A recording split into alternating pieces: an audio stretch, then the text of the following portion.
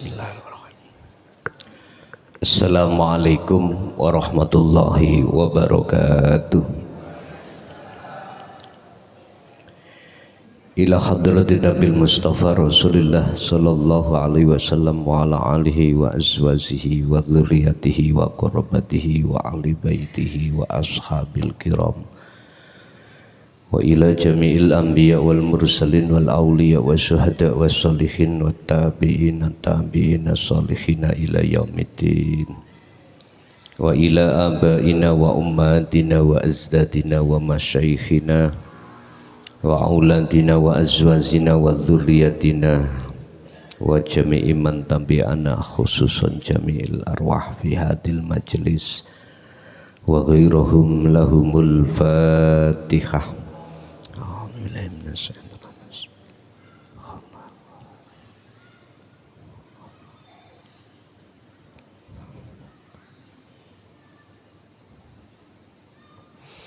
Bismillahirrahmanirrahim. Hamda yuwafi ni'amahu wa yukafi majidah. Ya Rabbana lakal hamdu kama yanbaghi li jalalih. Asyhadu an la ilaha illallah wa asyhadu anna Muhammadan abduhu wa rasuluh. Allahumma salli wa sallim wa barik alaihi wa ala alihi wa ashabihi ajma'in. Rabbi shrah li sadri wa yassir li amri wa hlul 'uqdatam min lisani yafqahu qawli. Qala Allahu ta'ala wa anibu ila rabbikum wa aslimu lahu min qabli ayyatiyakumul adzabu tsumma la tunsarun. Shadaqallahul 'azim. Amma ba'd.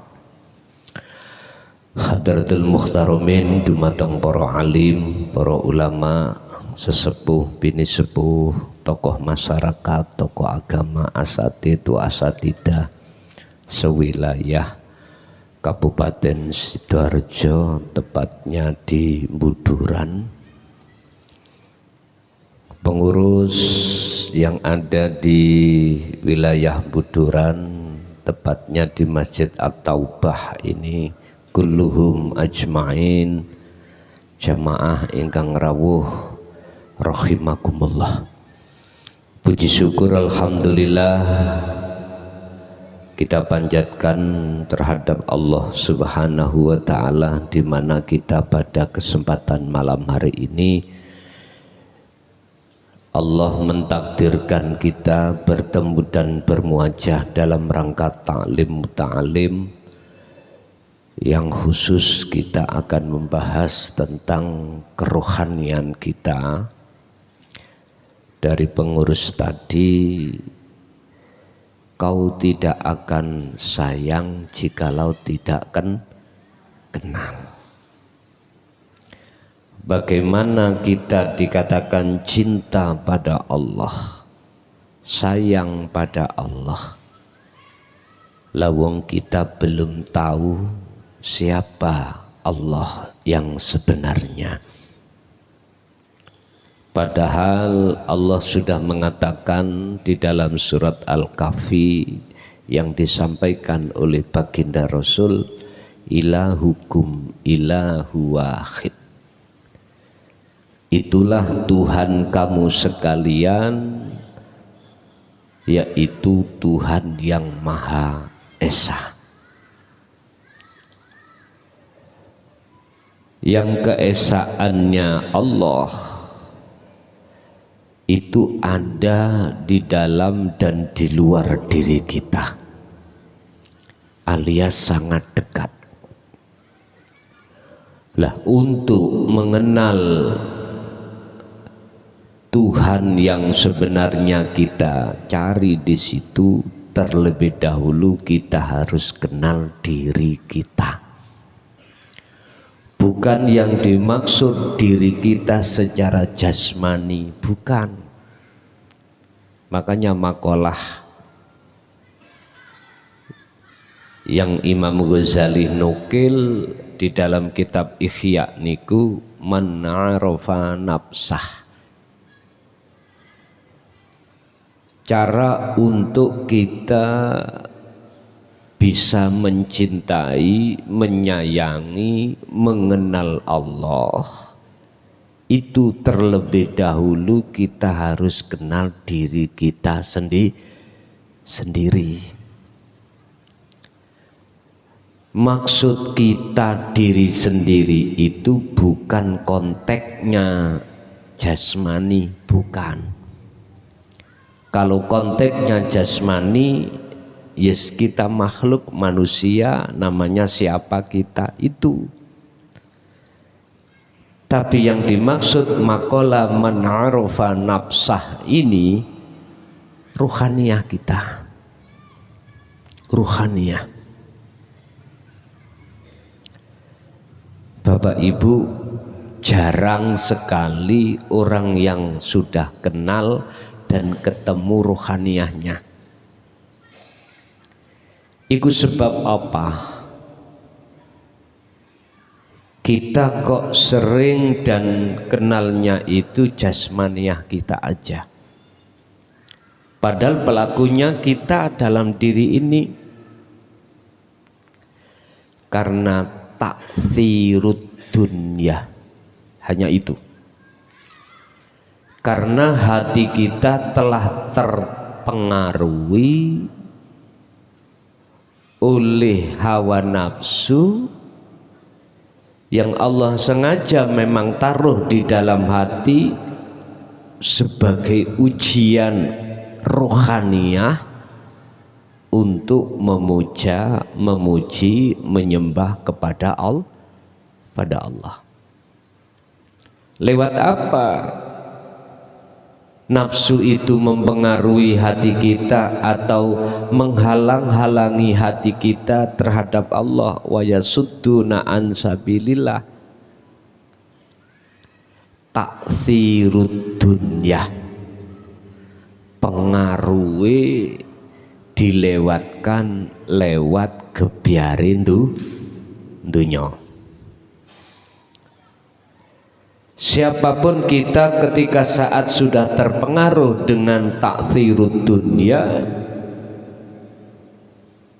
siapapun kita Pak, pasti wa yastahibbunal hayatad dunya alal akhirah.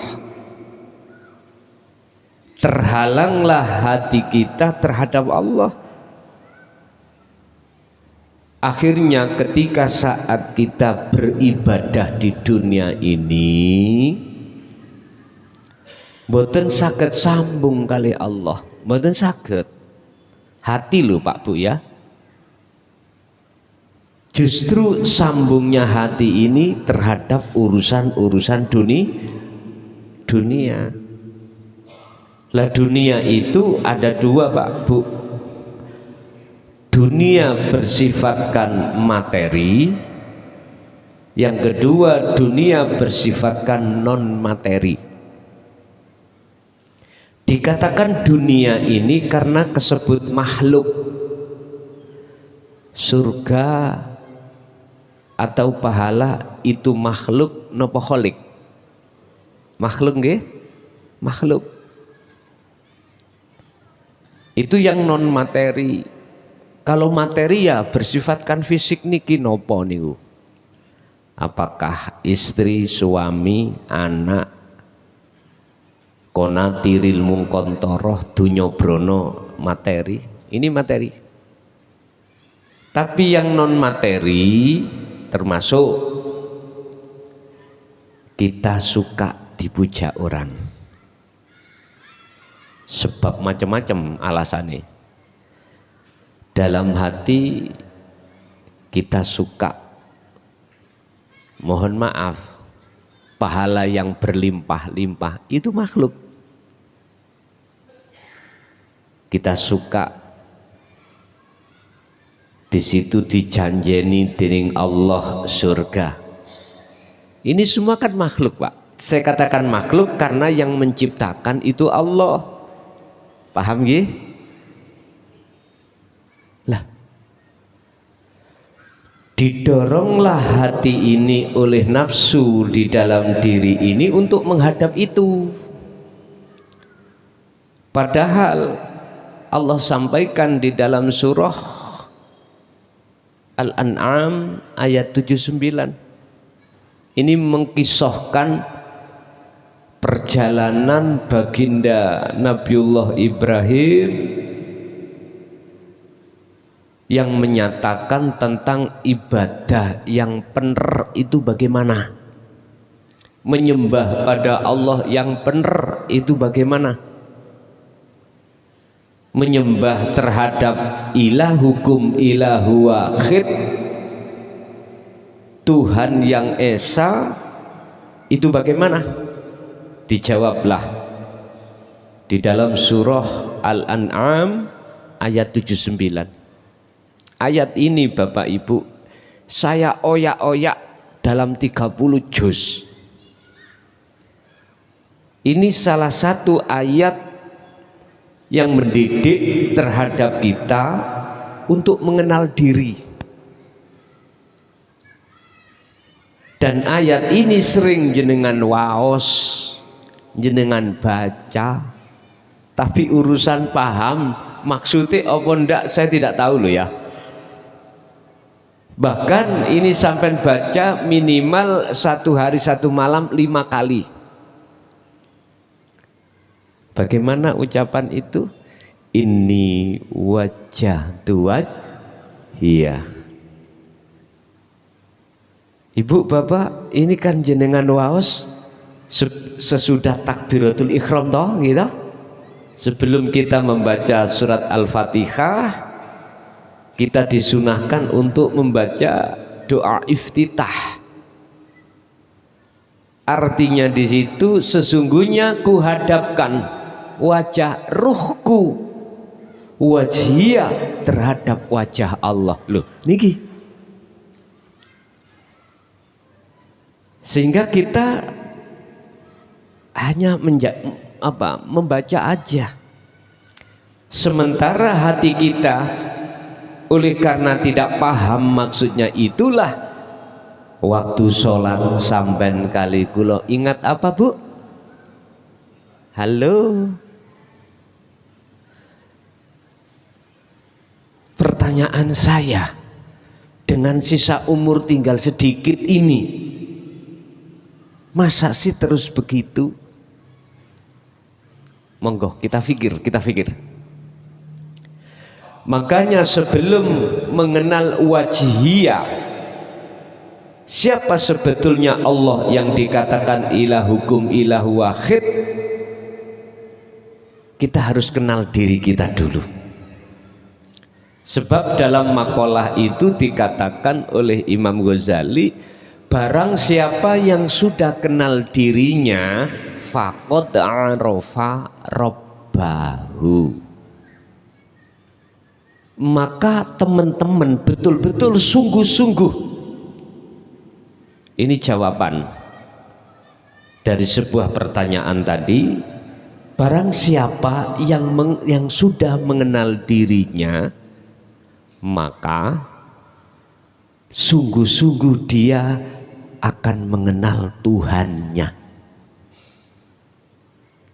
Kita umat Islam menyebut namanya Allah. Bismillah, dengan menyebut nama Allah.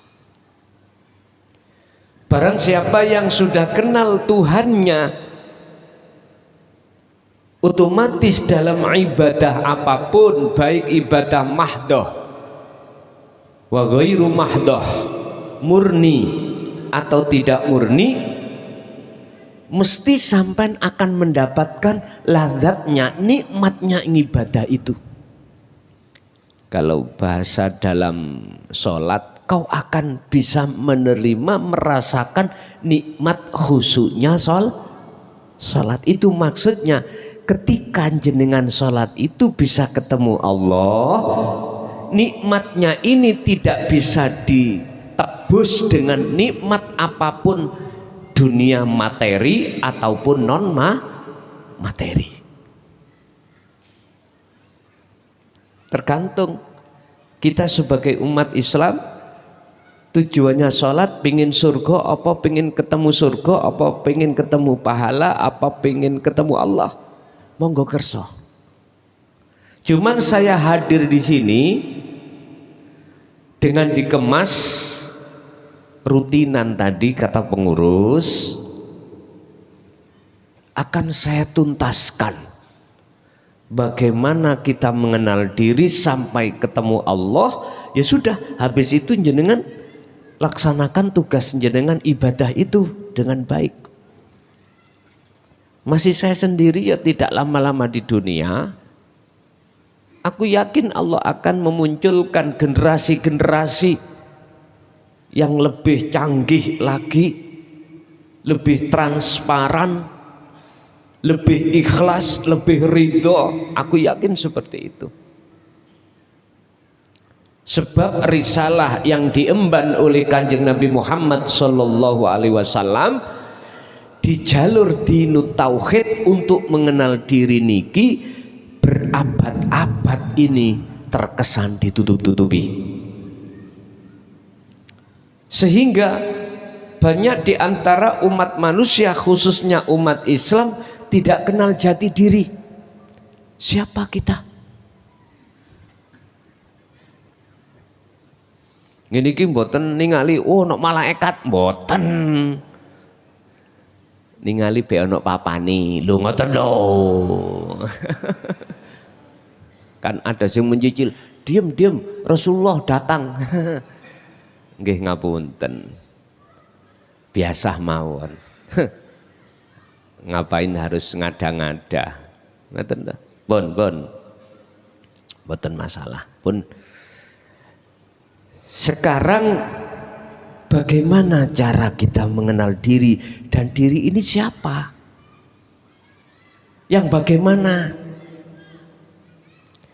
Bapak Ibu hadirin rahimakumullah, mungkin jenengan sudah sering mendengar ayat ya ayyatuhan nafsul mutmainnah. Lah ngoten nggih.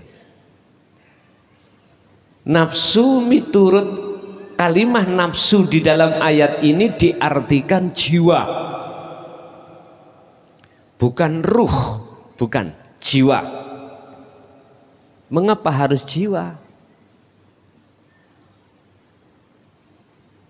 Sebab ruh itu disebut ruh niku mesti fitrah.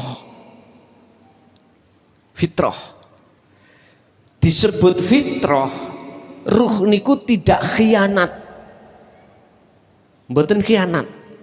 Manusia kan ada dua, terdiri unsurnya jasmani dan rohani. Jasmani kita dididik dengan hukum syariah supaya jasmani beribadah kepada Allah itu betul-betul sesuai dengan hukum syariat. Contoh sholat. Mengapa orang Indonesia kalau membuat masjid imamnya itu ada di barat? Karena alasannya kiblatnya ada di barat Mekah sana posisinya. Itu jasmani loh Pak ya.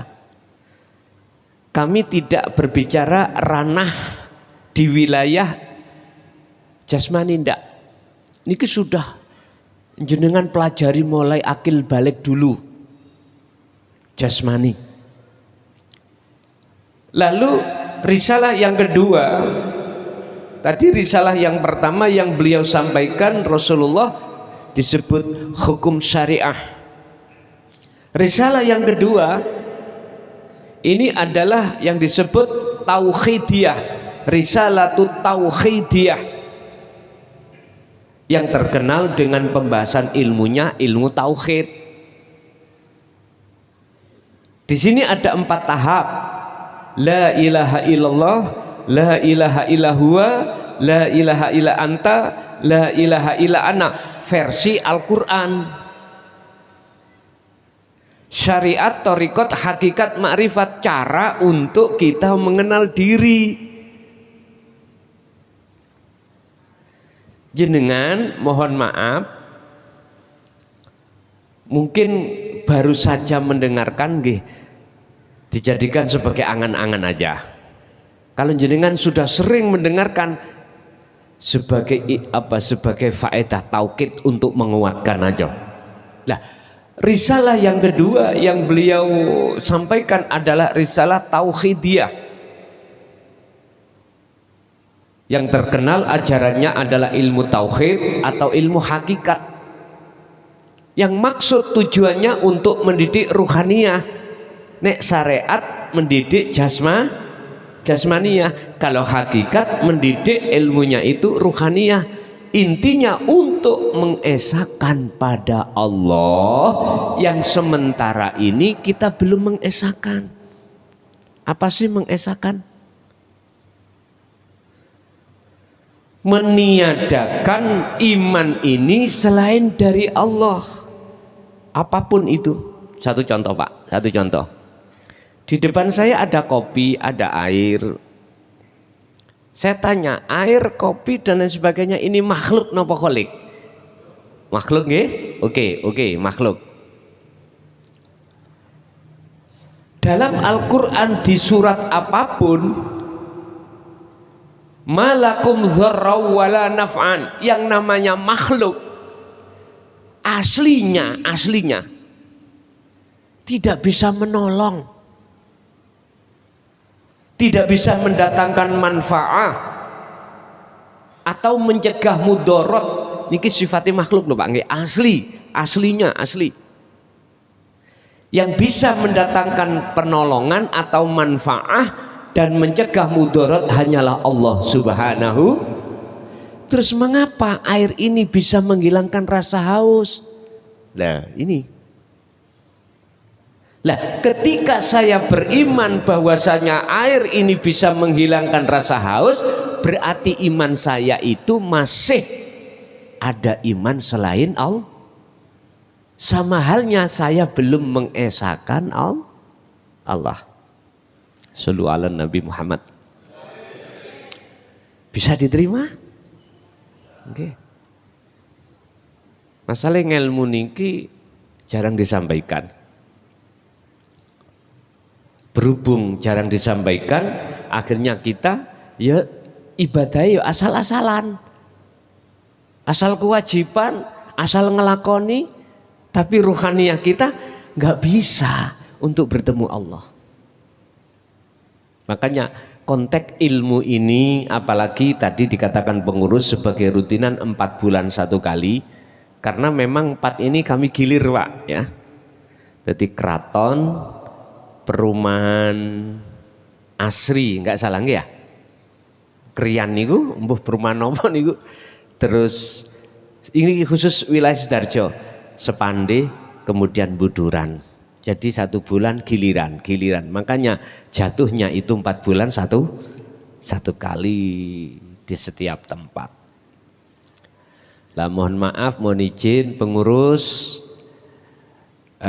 untuk berikutnya itu saya berinisiatif ngaji ini tidak awang-awangan ngeten iki mboten.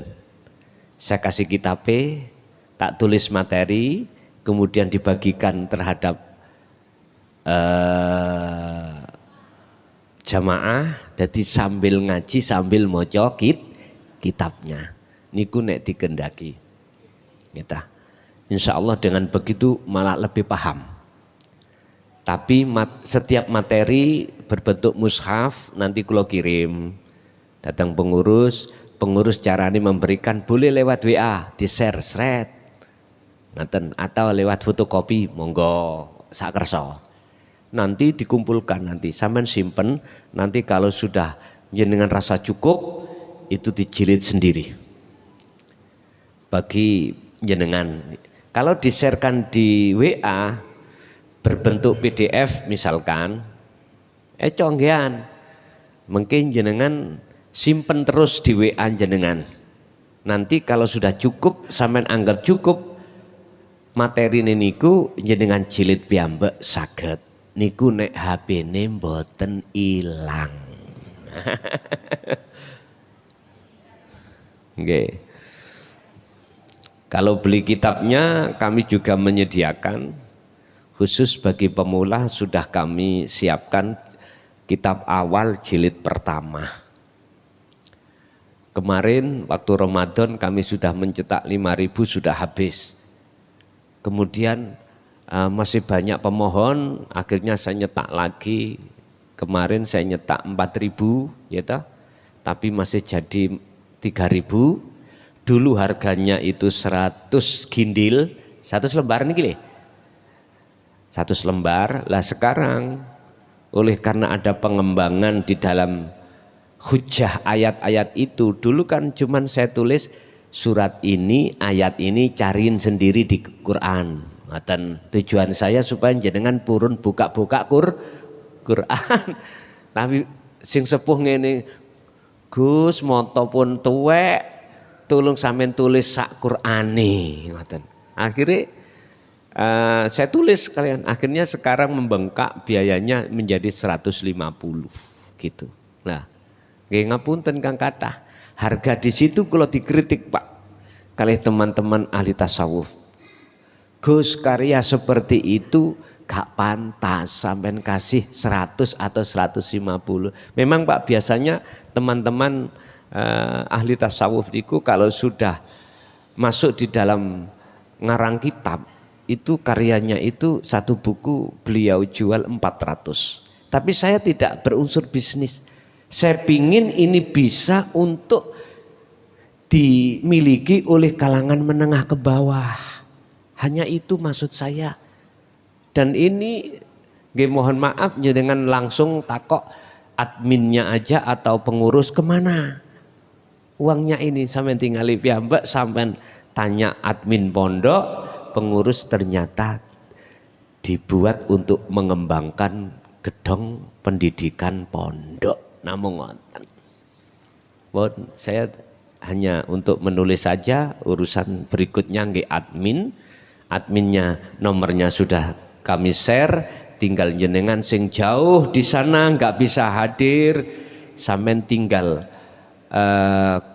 kontak oleh admin untuk dikirim. Namun ngoten, penak. Nggih pun, kita kembali kepada materi. Bapak Ibu hadirin rahimakumullah, saya butuh waktu 1 jam aja paling lama untuk membuka materi. Materi ini. Siapa sih diri kita? Ngoten nggih? Materi ini siapa sih diri kita? Bukan kita jasmani tapi maksudnya kita rohani. Ya ayyatuhan nafsul mutmainnah, wahai jiwa yang damai, irji'i baliyo sira ila rabbiki maring pangeran sira, radiyatan mardiyah, olehnya kembali dengan ridho dan diridhoi, alias jenengan ini ikhlas. Di situ bahasanya jiwa Pak Bu. Kalau diterjemahkan di bahasa kitab, nafsu.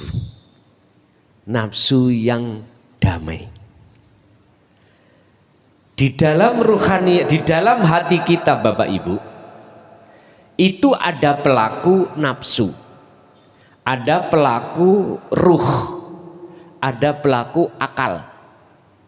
Pun niki kedah jenengan pahami. Saya tidak berkonteks jasmani loh nggih. Alam dunia niki mboten, alam kasaf. Berarti alam di luar kesadaran. Di situ ada 3 hal yang perlu jenengan pahami. Pertama adalah ruh, kedua adalah akal, ketiga adalah nafsu. Dalam keterangan syariah lewat hadis Rasulullah, barang siapa yang ruh iki terpengaruhi oleh nafsu, maka sifatnya lebih buas, lebih jelek daripada hayawan. Kalau kita buka Quran, ulaika kal an'am balhum adul. Iku maksudnya sifat yang ditimbulkan oleh ruh. Sifat Pak. Sifat yang ditimbulkan oleh ruh kita itu berkarakter seperti hewan. Kal an'am niki kilpat, sikile papat. Apa sih? Contoh kados sapi ya. Kalau kita memandang dari sisi syariah, dohirnya sapi, Tahu sholat Pak Sapi? Mboten nate nggih. Mboten nate. Penggaweane nelek, nekek, terus apa maneh? Matek. Lah ngoten nggih. Makan, berak, matek. Pernah sapi niku dibaan. Lah, ini maksudnya ya apa? Ngeten Pak. Sebelumnya saya mohon maaf dulu. Saya bukan orang sok suci mboten, sama dengan kali kula. Saya konteksnya itu menjabarkan ilmu. Kalau ruh ini terpengaruhi atau menjadi belenggu budaknya hawa nafsu, tandanya loh, mungkin sampai evaluasi diri, sampai ngen dewi. Saya bicara ilmu ini bukan berarti maksudnya menunjuk jenengan seperti itu, enggak. Sebab ilmu tauhid atau ilmu tasawuf yang kami sampaikan itu sebetulnya bukan untuk jenengan saja, untuk saya. Supaya kami mau evaluasi di diri. Ngilmu niki mboten kanggo sing ceramah, mboten kanggo sing diceramahi, juga sing ceramah. Sebab kami pun diancam Pak. Jikalau kau bisanya berkata tidak bisa melakukan, bisanya kau menyuruh tapi kau tidak melakukan, ikilah ulama dadi intipe genin rokok. Padahal bagaimana Rasulullah? Laqad kana lakum fi Rasulillahi uswatun hasanah, percontohan. Artinya beliau sebelum menyampaikan dia sudah kasih contoh terhadap diri beliau piyambak. Sadurunge ngongkon wong salat, salate dhek iku kudu bener salate. Lho ngoten lho gampangane ngomong. Pun. Tanda-tanda kalau kita ini ruhaniyah terbelenggu atau menjadi budaknya nafsu dan atau kita berjalan di atas jalan nafsu adalah semua ibadah baik murni ataupun tidak murni. Sing murni contohnya sholat, zakat, poso, haji, maca Quran, apapun. Yang tidak murni kerja, makan, jenengan apapun. Baik ibadah murni atau tidak murni, iki tanda dalam hati kita ada satu keyakinan olehnya melakukan, bisa melakukan itu kita, atau kita merasa kita bisa melakukan sendiri. Padahal jujur Bapak Ibu, lewat ayat surah Al-Baqarah 115, walillahil masyriqu wal maghrib, dari jagat timur sampai jagat barat, sekecil dan sebesar makhluk siapapun bisanya gerak sebab digerakkan oleh Allah. Hati kita untuk connect terhadap Allah yang menjadi sang penggerak itu enggak ada. Justru kita merasa mengimani, mengitikoti kalau kitalah yang bisa melakukan. Ini tanda kalau ruh kita menjadi budaknya hawa nafsu. Memang Pak, kalau kita bicara nafsu di dalam hukum syariat itu mesti ibadah, perilaku-perilaku yang bersifatkan maksiat. Gini mboten? Hanya maksiat. Kita belum bisa mengakui laku yang taat secara syariat itu atas dorongan nafsu, belum bisa. Belum bisa karena dasarnya ada dalam Al-Qur'an. Kalau baik datangnya dari Allah, kalau jelek datangnya dari hawa nafsumu sendiri. Loh, ini dasar hujah kita sebagai orang syariah atau orang umum. Mestinya kita harus tingkatkan ngaji kita. Biar tahu ternyata Pak Bu, nafsu itu juga masuk di dalam ibadah murni. Bukti nih, salah satu di antara tanda kalau kita menjadi budaknya nafsu, didoronglah hati ini ketika sholat. Itu karena supaya kita dapat pahala. Hati supaya dapat surga dari Allah. Akhirnya apa? Kita nggak bisa. Hati ini khusyuk waktu sholat pada Allah, nggak bisa. Loh, ini fakta loh Pak, saya tidak bicara omon-omon, tidak bicara tidak sesuai dengan kenyataan. Seluruh kita hati pasti seperti itu. Mungkin jenengan ingat dawuh Kanjeng Nabi dalam salah satu hadis sahih, beliau menyuruh para sahabat untuk sholat yang khusyuk, jikalau bisa saya kasih serban hijau. Lah gitu toh? Ternyata nggak ada yang bisa.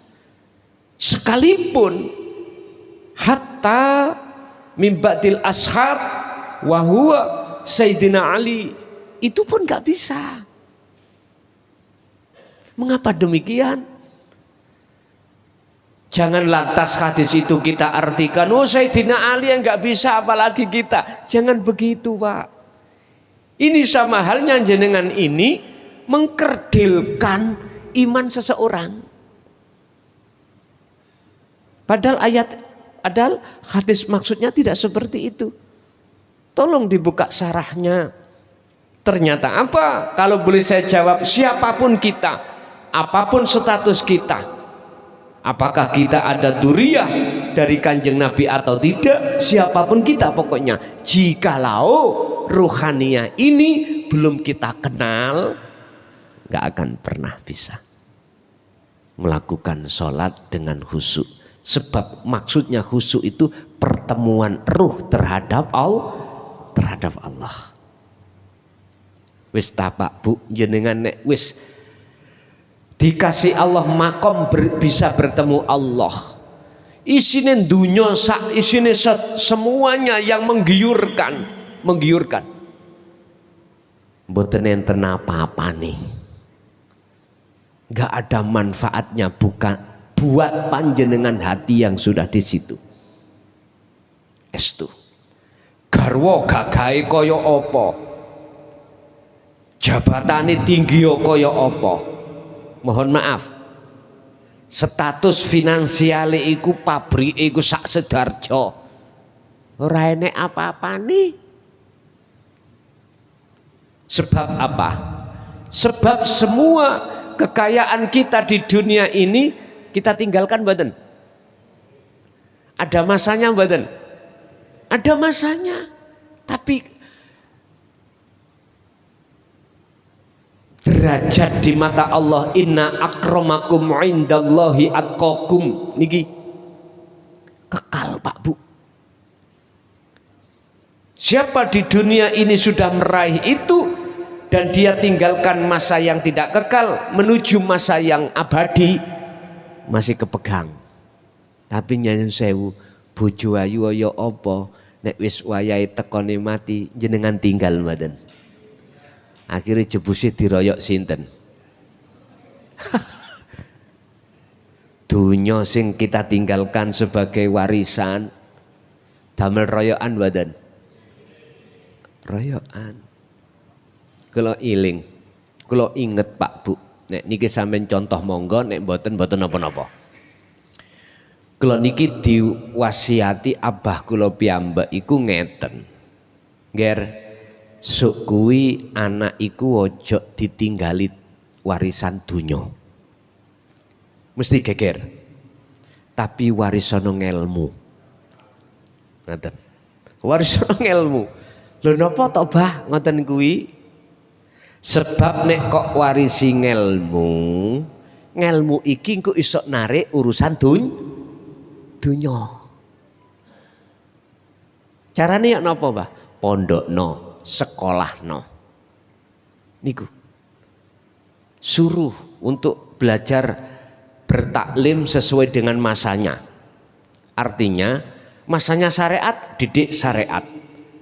Masa hakikat, didik ilmu hakikat. Dengan begitulah ini akan mengalahkan isin dunyo saisine. Jikalau kau warisi dunyo, entek geger sing mesti nek ono jikalau ada salah satu saudara iki serakah nakalan mesti dadi gegeran. Nggih napa mboten? Lah sekarang ngeten mawon nek cara kula. Tetep anak itu kita didik. Ilmu syariatnya kita didik, ilmu hakikatnya kita didik. Berhubung kita nggak bisa didik, kita serahkan ke pondok. Ngoten lho maksudnya, paham nggih? Urusan warisan dunya saoleh-oleh. Saoleh-oleh, saono-onoe. Sing penting anak ini jenengan taklimkan. Bahasa umum sekolah nih. Sebab dengan ilmu itulah nanti dia akan bisa menarik urusan dunya.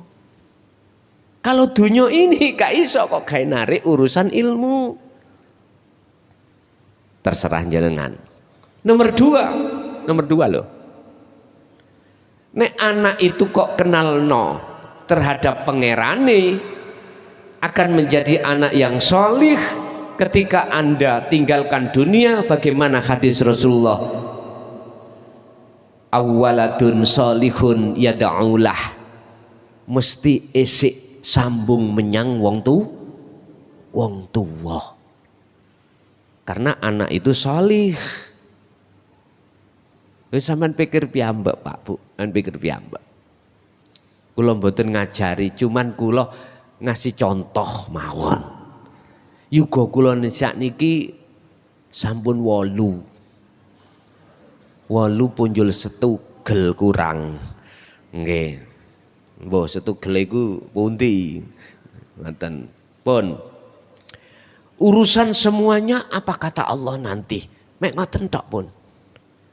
Apa yang besok yang kami makan walaupun sekarang tidak ada, yus itu urusannya Allah. Anak kita yang ada di pondok atau di sekolah, di majelis taklim, wis urusannya Allah. Kan kadang-kadang kita itu beralasan, Pak. Kate ngondokno gak no biayane. Lah ngoten nggih? Pun monggo mengke sampean pelajari surat At-Tolak ayat 2 dan ayat 3. Ini sebagai jaminan atau janji Allah terkait hambane yang mau berjalan mencari ilmu. Monggo termasuk keluarga. Niku mengke sampean pelajari teng mriku. Pun siapa kembali kepada materi, siapa yang ruhnya menjadi budaknya hawa nafsu, maka mereka ketika sholat atau ibadah murni atau tidak murni tidak akan pernah bisa bertemu Allah. Ujung-ujunge jenengan kali kula niki mengke nek diuji Allah musibah ning ati mesti medongkol. Ning ati mesti susah. Wis siapapun kita, Bu, Pak, estu. Wong garwane mboten mulih. Biasanya mantuk dugi kerja niku jam 4 sore punjul 10 menit. Lah kok sampai isak gak mulih. Kira-kira ibuke mboten nangen-nangen? Apalagi sebelum berangkat itu ngonangi WA-ne ana wong liya. Wis penyonone aneh-aneh. Jangan-jangan mampir. Lah. Padahal Pak bane gembos Pak nuntun 2 kilo. Kita mesti bersuudon yang aneh-aneh. Sama kita sebagai suami ketika istri kita belanja ke mall atau ke pasar kok ramule-mule. Apalagi sebelumnya itu punya HP gak tahu di password kok di password. Curiga mboten Pak Bu? Jelas curiga, ada apa nyonyaku? HP di password. Wis muncul curiga sing aneh-aneh.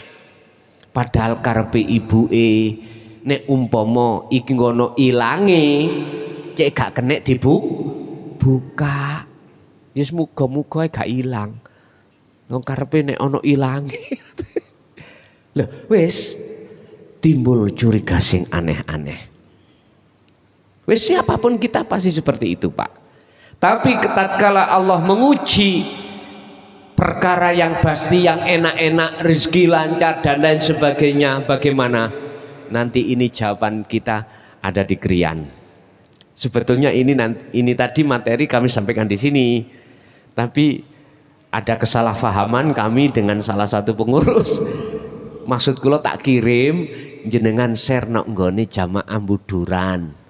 Lah WA kula niku mboten kula tulis sampean share mboten, ning ngati tok ngoten. Karepe wis itu damel materi sesuk pawon tenggone Krian Kraton mriku. Sekarang kita materi ini mengenal diri, ya, mengenal diri. Pun. Yang nomor 2, jikalau ruh ini, mohon maaf, menurut syariat terkuasai oleh akal. Akal berarti malaikat, nggih. Kalau nafsu adalah iblis, ya tah? Kalau akal itu adalah malaikat.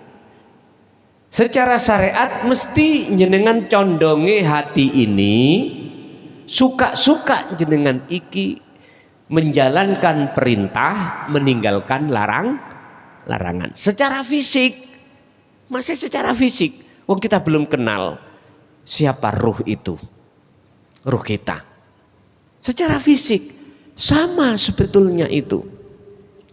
Konteks kita baik jasad ngelakoni maksiat maupun taat, hati ini tetap tidak bisa sambung terhadap Allah. Pun inilah Pak akhirnya disebut nafsu atau jiwa. Ya ayyatuhan nafsul mutmainnah. Dikatakan nafsul mutmainnah karena jiwa ini, karena ruhaniyah ini telah meninggalkan Allah. Akhirnya disebut jiwa. Makanya bahasa kitabnya nafsu itu nafsu yang bagaimana? Kalau bahasa Indonesia kita mengatakan jiwa. Jiwa itu yang bagaimana? Inilah Pak Bu, ruh yang telah meninggalkan Allah. Karena ruh ini menghadap selain Allah. Imanku terhadap air tadi yang bisa menghilangkan rasa haus. Padahal Pak Bu, semua ini karena Allah, bukan karena airnya. Terus Allahnya di mana kalau itu karena Allah? Biar lebih paham, sampai buka surat Al-Hadid ayat 3. Huwal awal wal akhiru wal zahiru wal batin. Allah iku yo ning jero yang ning jabane banyu. Allah yang ku maksud adalah hidup fi kulli mukawwanat, iku ing dalem saben-saben makhluk. Wis makhluk napa mawon, apakah makhluk yang bernyawa atau tidak bernyawa? Seperti air tidak bernyawa. Khafiyun utawi ono sesuatu sing samar, sing lembut. Siapa khafiyun? Ai hayyun. Itulah hidup. Bukan sifat loh ya. Mungkin kalau kita lihat sifat wajib Allah di antara 10 itu masuk di dalam sifat maknawiyah, ada sifat hayat, nggih? Urip wong Jawa, Mas Tani. Siapa hidup itu? Wahuwa wujudullah. Itulah hakikate wujude Allah. Karena dialah akhirnya seakan-akan air ini bisa menghilangkan rasa sederhanane, oleh karena Allah mensyafaati terhadap air, memberikan pertolongan terhadap air, sehingga air iki seakan-akan bisa menghilangkan rasa haus. Berhubung Pak Bu, kita belum kenal diri kita, otomatis belum kenal Allah, sehingga ketika kita minum hati nggak ada rasa koneksi terhadap Allahnya. Koneksi kita terhadap makhluk yang disebut air. Ujung-ujungnya kita beriman yang bisa menghilangkan rasa haus adalah air, dengan bukti secara realita kalau aku gak minum air hausku tidak akal ngomong niku. Saged dipaham nggih? Pun.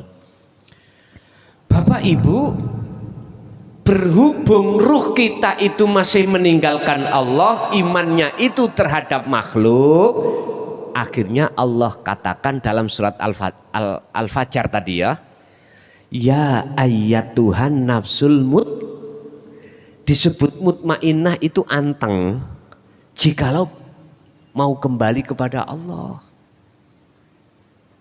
Disebut mutmainnah ini kalau sudah kembali, imannya tidak pada air tapi pada Allah. Nggak percaya? Dibuka lagi tentang kedekatan Allah terhadap kita. Wa nahnu aqrabu ilaihi min hablil warid. Bahkan Allah itu lebih dekat daripada urat nadi kita. Darah akhirnya bisa berputar, jantung akhirnya bisa berdenyut, nafas bisa akhirnya keluar masuk. Itu sebab karena Allah. Air tadi juga begitu.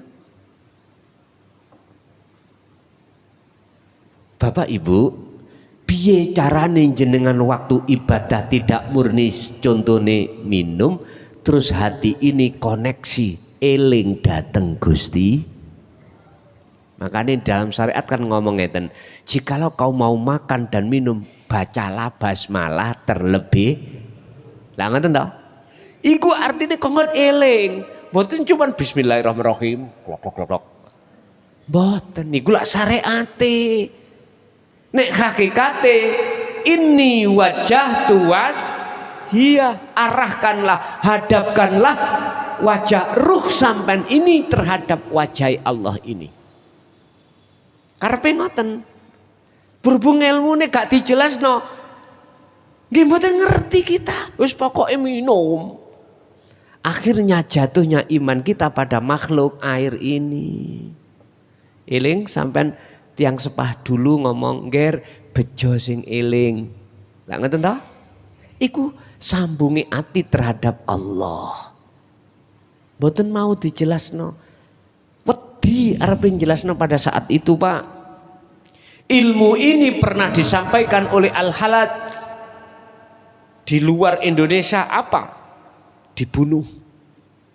Ilmu ini pernah disampaikan di Indonesia. Dibunuh siapa? Syekh Siti. Mestinya ilmu ini disampaikan dengan metode wasilun, bukan majdubun. Walaupun majdubun itu saya katakan benar, tapi gak etis. Karena Rasulullah olehnya menyampaikan memakai sistem wasilun. Sistem di mana orang itu diproses mulai bawah ke atas gini. Cara ngaji niku nyambung ngoten lho. Enggak langsung dibrongkol, kesuwen. Wis, nggih bingung sampean. Makanya saya tetap memakai sistem wasilun, di mana jenengan ini sistem secara fisik tidak meninggalkan hukum syariat, tapi ruhaniyah jenengan berhukum hakikat, berakhlak ilahiyah di tengah-tengah hukum akhlak istimaiyah atau hukum syariat. Artine piye carane jenengan salat iso ketemu Allah lho, mek ngoten lho. Mboten ati ben gak nglambiar minggat digawa kucing garong. Loh Pak, ngeten iki nggih belajar nggih. Kula nggih belajar, jenengan nggih belajar. Saya juga belajar ilmunya, jenengan ya juga belajar ilmunya. Saya belajar laku, jenengan ya kudu belajar laku. Percuma kita belajar ilmu saja, tidak mau belajar praktek, melatih. Jadi ilmu yang sudah jenengan terima, mohon dipraktekno, dilatih ing dalam sholat atau luar sholat. Pun terserah jenengan. Bapak Ibu hadirin rahimakumullah. Ketika nafsu, ketika ruh disebut jiwa atau nafsu, itu berarti roh ini menjadi belenggunya hawa nafsu. Kembalilah kau pada Tuhanmu. Mengapa harus dipanggil? Karena ruh dalam keadaan meninggalkan Allah. Kalau ruh itu sudah tidak meninggalkan Allah, gak mungkin ayat ini akan turun. Turunnya ayat ini disebabkan ruh manusia ini jadi belenggunya Allah, alias telah beriman pada selain Allah. Ibu bapak punya anak, anak itu wis ono omah maghrib. Mungkinkah sampai medal diceluk-celuk nang jaba pada sampean tahu anak sudah di rum? Gak mungkin nggih? Mboten mungkin. Anak kita panggil karena keluar rumah. Di depan ada jalan raya, pulango, itu sebab anak di luar. Mengapa ruh harus dipanggil dengan bahasa ya ayyatuhan nafsul mutmainnah? Mengapa harus nafsu? Karena ruh kita itu Pak masih dalam kondisi dalam belenggunya hawa nafsu. Irji'i ila rabbiki radiyatan mardiyah. Jenengan wajib kembali kepada Allah itu dalam keadaan ikhlas, tidak karena apa-apa.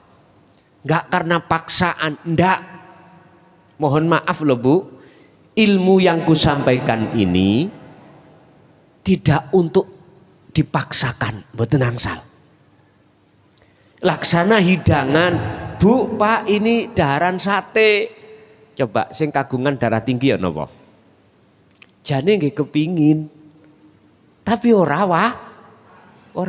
Lho, ka oleh dilokno, Pak. Mboten angsal.